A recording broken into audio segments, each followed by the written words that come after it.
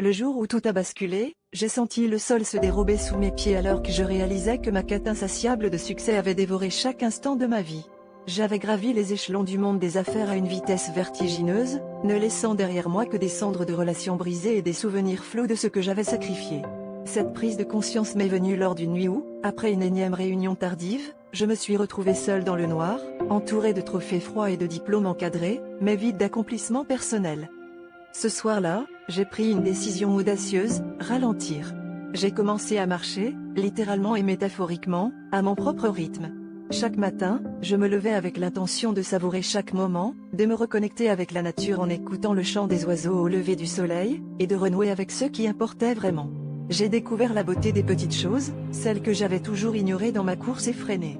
Peu à peu, la paix a remplacé l'anxiété, et un sourire sincère a pris la place d'un masque de satisfaction artificielle. Les jours se sont transformés en mois, et ce qui avait commencé comme une simple tentative de retrouver un équilibre est devenu une nouvelle philosophie de vie.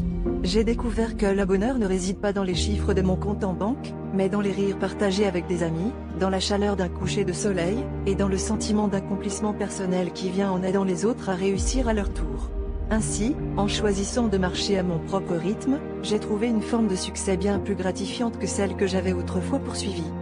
Aujourd'hui, je partage mon histoire pour rappeler à chacun que la véritable victoire ne se mesure pas en titre ou en possession, mais en moments de pure joie et de satisfaction intérieure. En cessant de courir après une définition imposée du succès, j'ai découvert la paix intérieure et, avec elle, une vie plus riche et plus authentique. Que cette histoire soit un phare pour ceux qui se sentent perdus dans la course, une invitation à ralentir, à respirer et à redécouvrir les chemins vers soi-même.